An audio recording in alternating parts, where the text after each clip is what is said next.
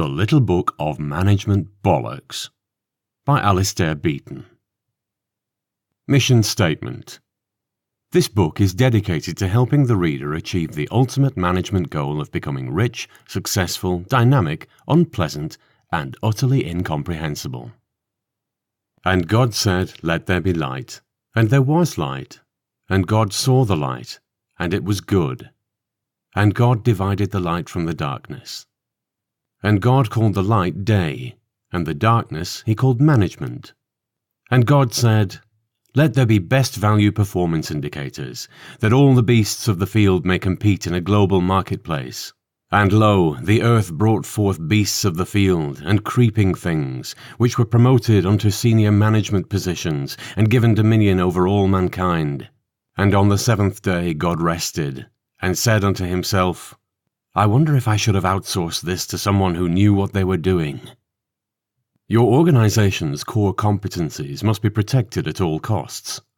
If you're not sure whether your organization has any core competencies left, bring in outside consultants. To pay for the outside consultants, it may be necessary to close down your core competencies. Watch out for signs of stress, and do something about it before it's too late. Early stress warning signals include apathy, headaches, irritability, loss of concentration, throwing yourself off high buildings. A negative outcome is not a failure. It is a learning opportunity. An extreme negative outcome is a massive learning opportunity. Be proud. People are learning so much from you. Don't just be an enabler. Be a proactive, innovative, and risk-taking enabler. Explain to your team that in a project-driven matrix organization, where organizational subsystems provide enhanced double-loop learning paradigms, the challenging of structural assumptions is as inherent to strategic planning as an enhanced implementation analysis is to forward visionary thinking. Illustrate this point by asking everyone to work over the weekend. Get feedback from your staff as to what kind of leader you are. Take subordinates aside and ask them frankly, how do I come across? Do I command respect? Do I communicate well? Do I take good decisions? Do you want to keep your job? Reinvigorate your family life by importing positive management models into the home. Introduce total quality management into mowing the lawn. Implement key performance indicators for the cleaning lady. Write a mission statement for the milkman. Outsource your children. Downsize your spouse. Re-engineer the cat. Your most precious asset is you. Take care of your asset. Give your asset a comfortable office. Let your asset take long holidays. Award your asset a pay rise. If anyone complains, tell them to kiss your asset. Dealing with underperformers requires a high level of emotional intelligence. Having analyzed the nature of the performance shortfall, ask the individual concerned to suggest solutions. Listen carefully, show empathy, clarify expectations. Ask open-ended, non-directive questions. Make sympathetic, non-prescriptive, non-judgmental remarks. Then replace the fucker with someone who can do the job. Ensure effective interpersonal communication among your staff by providing comfortable areas or corners where employees can meet and chat on an informal basis. Make sure the concealed microphones are working. Integrate new employees by making sure they understand your corporate vision, your sense of mission, your core values, and your own personal need for blind, unquestioning obedience. The annual performance review can be an arduous experience for many people. Empower your staff by inviting them to estimate their own cash value to the organization. Test their self-confidence by pretending you think the sum mentioned is in pesetas. It is often assumed that money is the only motivational factor. Wrong. Fear is also important. Save money. Use fear. A bad manager says, Eleanor, I want you to do two people's jobs. A good manager says, Eleanor, you're a natural multitasker. A bad manager says, you know nothing. A good manager says, we're inviting you to attend a seminar on problem solving and ongoing improvement strategies. A bad manager says, I'm sorry, you'll have to work all the hours God sends. A good manager says, I'm proud, this is a 24/7 organization. A bad manager says, how come no one tells me anything? A good manager says, to counter information deficit syndrome, I'm actioning increased interactive feedback. A bad manager says, how the hell are we going to get that past the morons on the board? A good manager says, our experiential curve suggests that this initiative will face internal structural constraints. A bad manager says, we screwed up. A good manager says, some recent corporate strategies have had a high negative impact outcome. Humor is an underused tool. Impress other people by taking out your underused tool at unexpected moments. If other people don't like your underused tool, put it away quickly. Challenge popular conventions in the workplace whenever possible. Don't pay anybody's wages. Lock all the toilets for a day. Switch off the air conditioning. Use any adverse employee reaction as a means of identifying non-ambitious personnel. Help employees who are suffering from information overload by not telling them anything. Stress can lead to bouts of self-destructive behavior. The most common examples of self-destructive behavior are smoking, drinking, overeating, being smarter than your boss. Colleagues can become very upset when their mistakes are criticized. Instead of criticizing colleagues for their mistakes, criticize them for their appearance instead. For example, say, "Good God, John, I'd never realized before just how huge and ugly your nose is." Once you've said stuff like that a few times, John will be only too happy to be criticized for his mistakes. To bring about dramatic improvements in non-verbal communication skills, seal up your subordinates' mouths with masking tape. Many natural resources are not renewable. Conserve natural resources by destroying human resources instead. Let success become a way of life. Be a success at work. Be a success in your social activities. Be a success in your family life. Be a success on the tennis court. Be a success in your local community. Be a success in your PTA. Be a success in your triple heart bypass support group. Simplify your global account management by not counting your own travel expenses.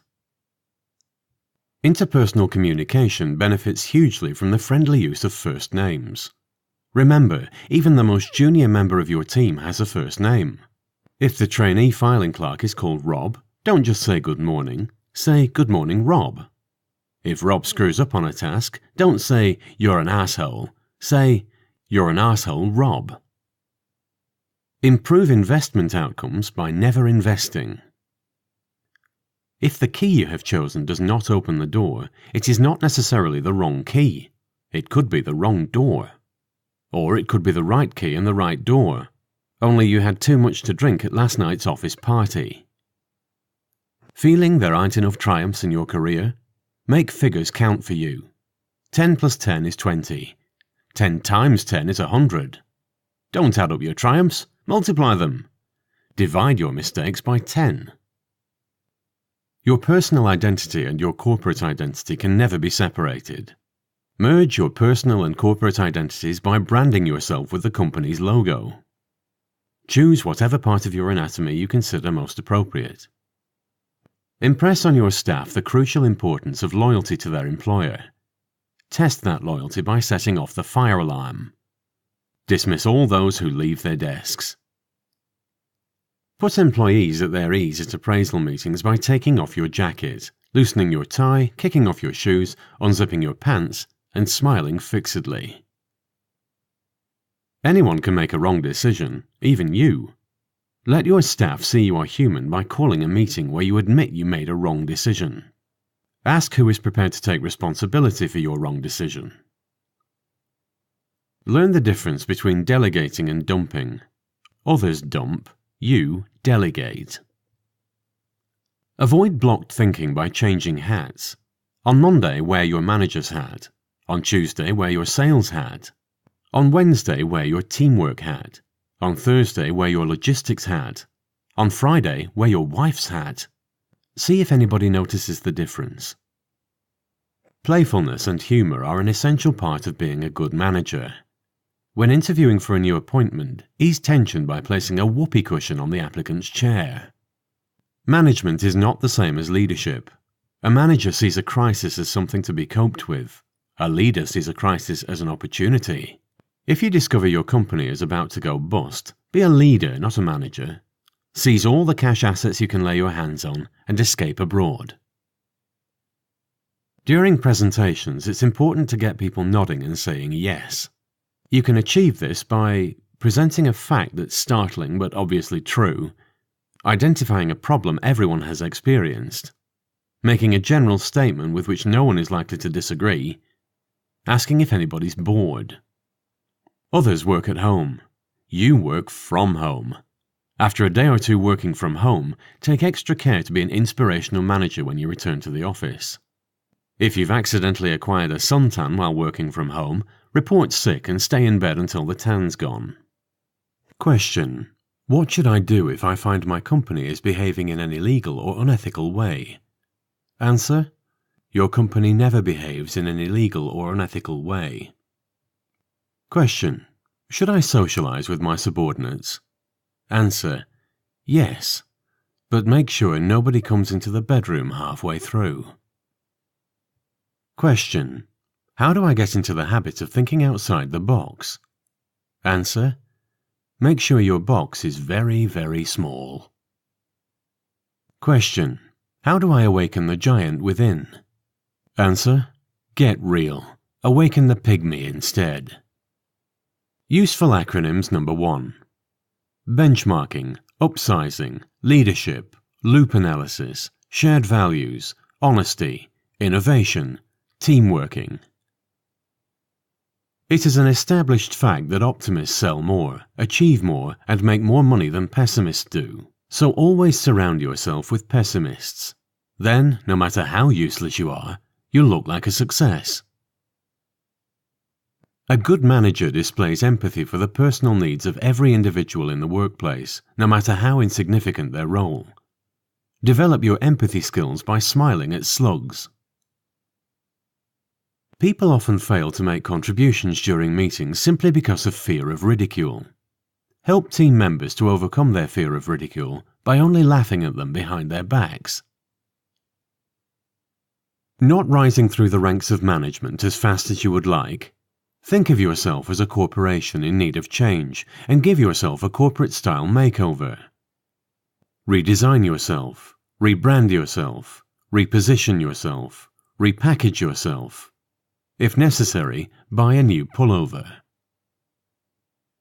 Jumpstart your contribution to brainstorming sessions by plugging yourself into the mains.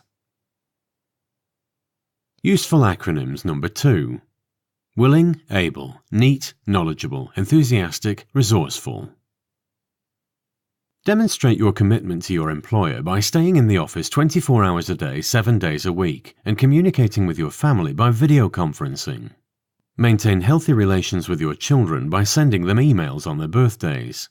Your PC can be programmed to do this automatically. Up to 45% of all internet usage at work is inappropriate. Wait till subordinates have gone home. Then check their computers to see if they've been downloading any pornographic material. If they have, examine the material thoroughly. Use the Zoom to clarify details. Take as much time as you need. Shower afterwards. Being a successful manager means knowing when to delegate and knowing when to do something yourself. Look at each problem and decide which response is the appropriate one. If the problem's a blocked toilet, definitely delegate. People work better when they are stretched. Stretch your team by making them work for 48 hours without a break. Don't forget to stretch yourself as well.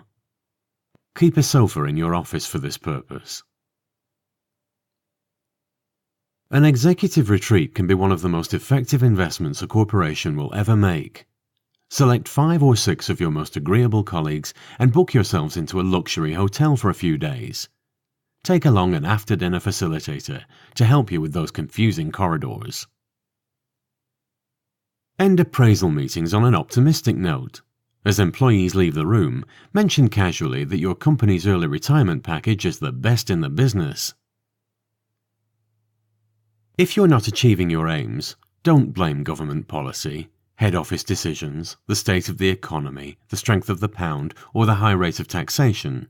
Instead, have the courage to blame the person who's really responsible, your predecessor. When recruiting, don't let personal prejudices interfere with your choice of candidates. Draw up a list of objective recruitment criteria, such as: does he or she have a degree in business studies? Does he or she have management experience? Does he or she have communicating and negotiating skills? Is he or she wearing one of those horrid digital watches? Sexual harassment in the workplace is a very grave offence, so make sure you don't get caught. Practice on someone very junior. Promotion is an opportunity.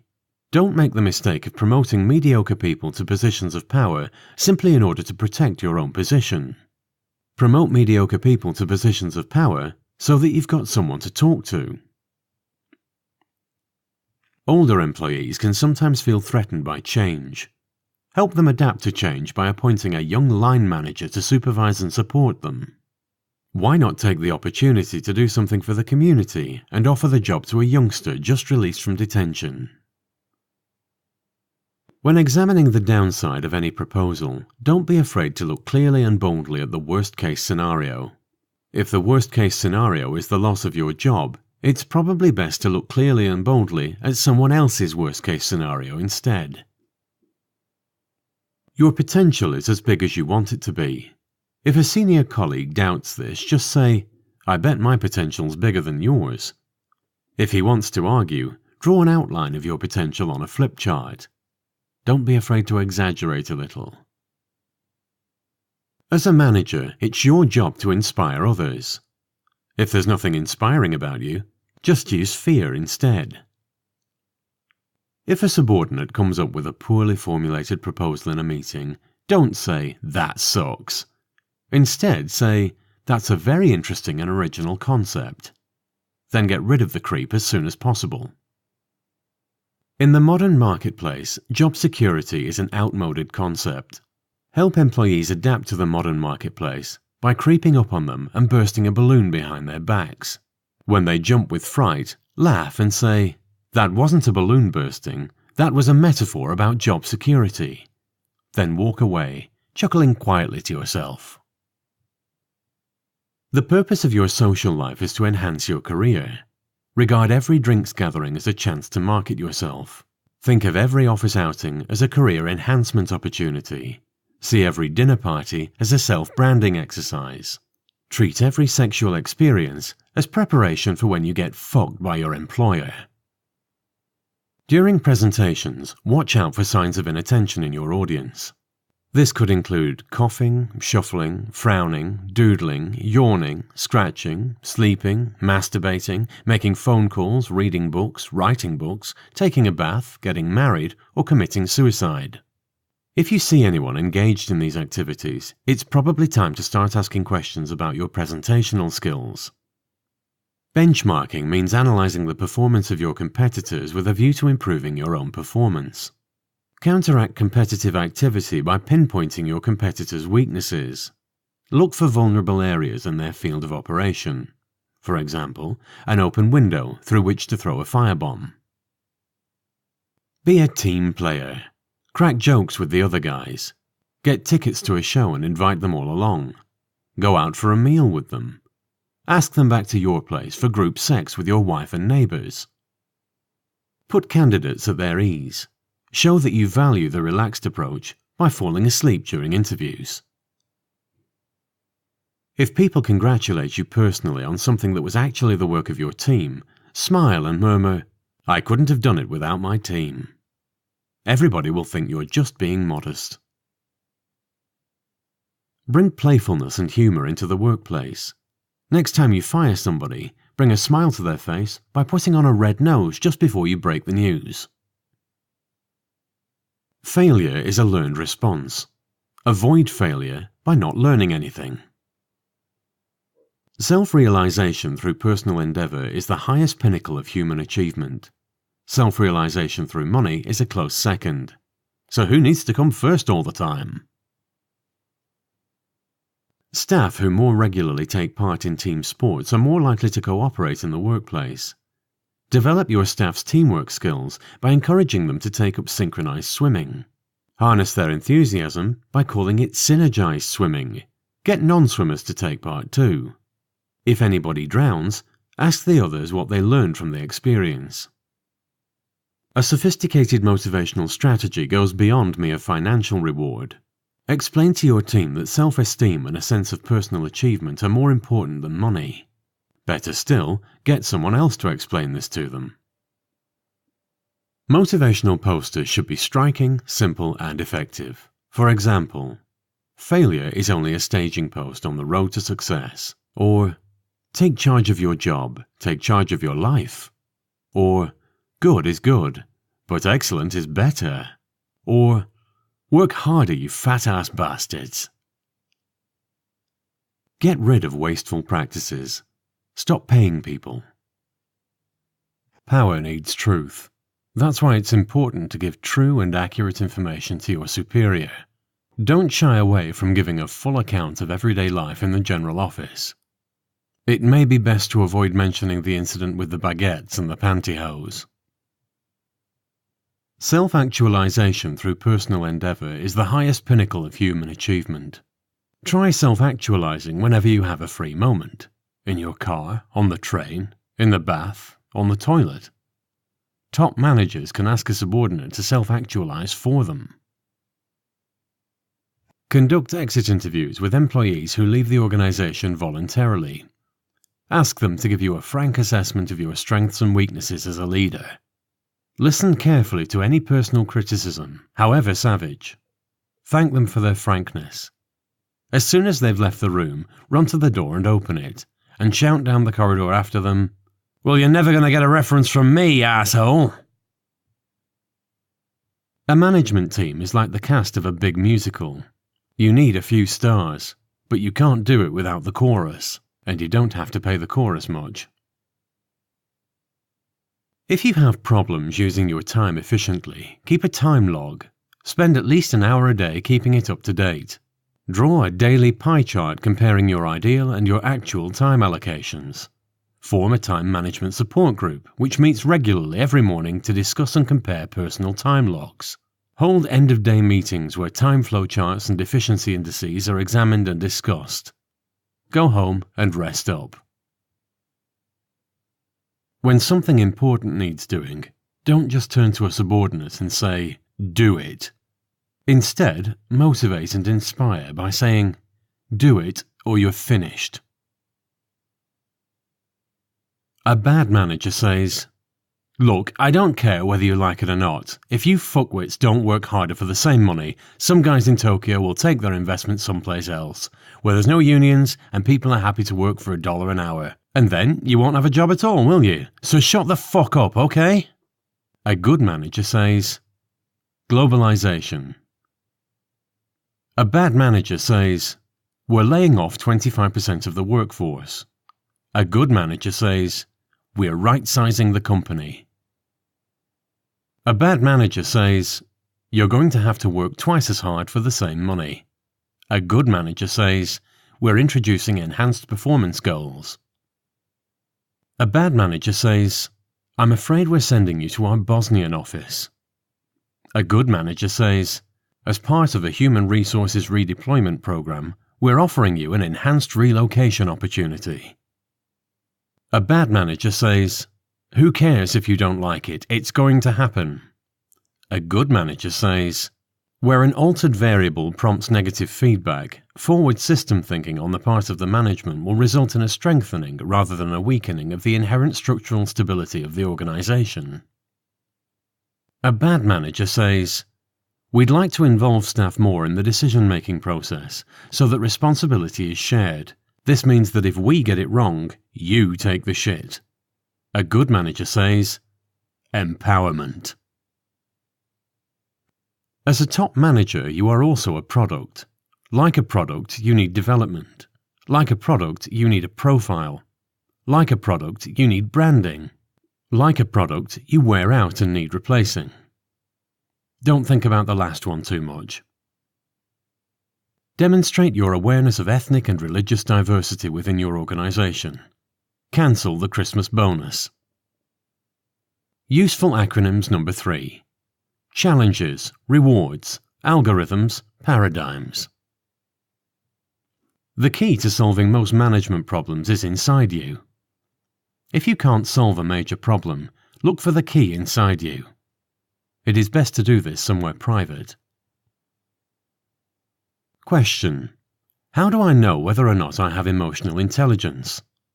Answer: push a subordinate out of an 18th floor window. Ask yourself, how do I feel now? If you feel fine, you probably need to do some more work on your emotional intelligence.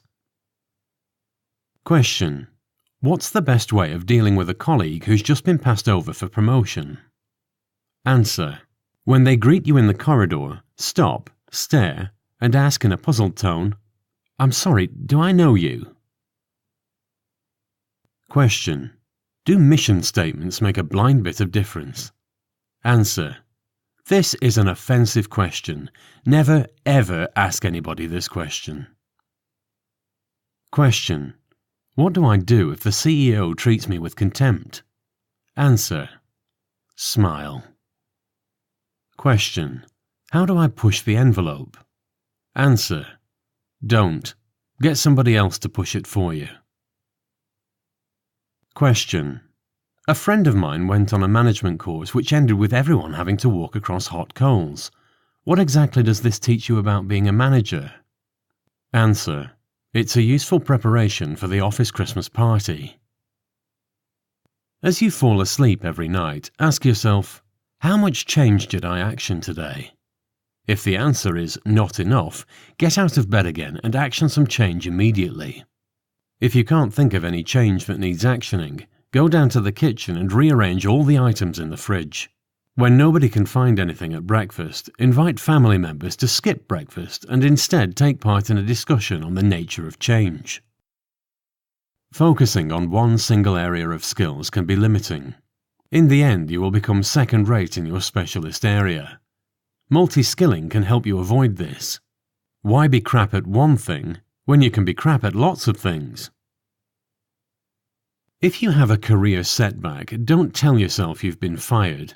Tell yourself you've been downsized, or tell yourself you've been delayered, or tell yourself you've been downshifted, or tell yourself you've been re-engineered, or tell yourself you've been repositioned.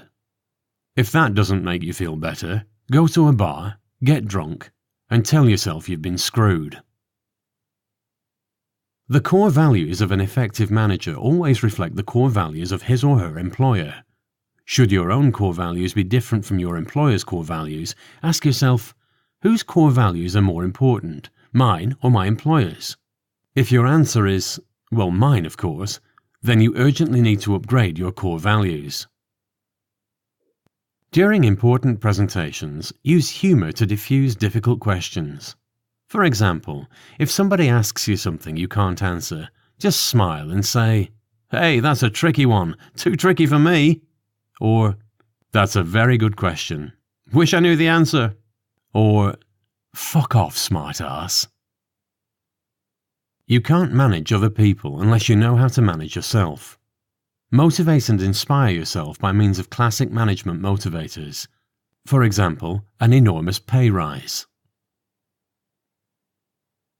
You cannot gain professional respect if your personal integrity is damaged. Prevent damage to your personal integrity by leaving it at home in the mornings. Show staff members you care by getting your secretary to send them bottles of wine for Christmas. Maintain a healthy competitive spirit by sending out different quality wines. When they thank you, say, "Now remind me, did you get the case of the best claret or the bottle of Bulgarian red?" Make clear to new employees your personal commitment to a flexible, non-hierarchical, empowering and egalitarian workplace. If they try to argue about that, tell them they can like it or lump it. In the modern global marketplace, multicultural competence is an essential management skill. Enhance your multicultural competence skills by taking frequent foreign vacations. Don't delegate only routine or unrewarding tasks. Also delegate demanding, arduous, and complex tasks, especially if you don't know how to do them yourself. When delegating tasks, always monitor and provide quality feedback. If the delegate performs badly, don't censure, because censoring demotivates. Instead, help the delegate to reach a fuller understanding as to why they're a complete failure. It's your job as manager to challenge well-established routines. Take a routine such as the lunch break, for example, and ask yourself, do employees really need a whole hour for lunch? Do employees really need to leave the office for lunch? Do employees really need lunch? To develop these ideas further, invite a senior colleague to discuss them over lunch. Never forget that a loser is only a winner in disguise. If you ever feel you're being treated like a loser, just say to yourself, hey, maybe this disguise of mine is too good. Harness the power of cooperation. Be a consensus builder. Create a motivational environment. Introduce an open door policy. Foster a no-blame culture. Encourage reciprocity. Share your underwear. Team synergy sessions are the key to productive and effective mutual support systems. Illustrate the power of synergy by getting everyone to lose their temper at the same time. Mark important team successes by declaring them a milestone event. Milestone events some of the following. A team member gets promotion. A new product is launched. One of your team makes their first £1 million sale. Your company's share price reaches a new high. Jerry in accounts gets your expenses paid on time. Useful acronyms number 4. Generating revenue engenders executive delight. Japanese business theory, or can-do, encourages employees to seek answers to the 5 whys. 1. Why does the customer buy our product? 2. Why am I committed to making our product even better? 3. Why is my company not yet the market leader? 4. Why do I believe in excellence at all levels of management? 5. Why has my life come to this? A nervous manager will never ask a subordinate for suggestions. A confident manager will often ask a subordinate for suggestions. A wise manager will introduce a suggestions box and get a subordinate to open it. The arrival of outside consultants can sometimes stir up feelings of fear and resentment among staff, especially if the consultants are likely to recommend downsizing. Ease fears by making sure the consultant's final report is completely incomprehensible. Most outside consultants will offer this service as a matter of course. Inappropriate emotional release is known as emotional leakage. Devise strategies to inhibit emotional leakage. Next time you find yourself getting emotional in a work situation, ask yourself, am I relating or am I leaking? If you're not sure, you're probably leaking. Sit down and make a list of 100 things that help you relax. Don't give up until you've achieved all of them.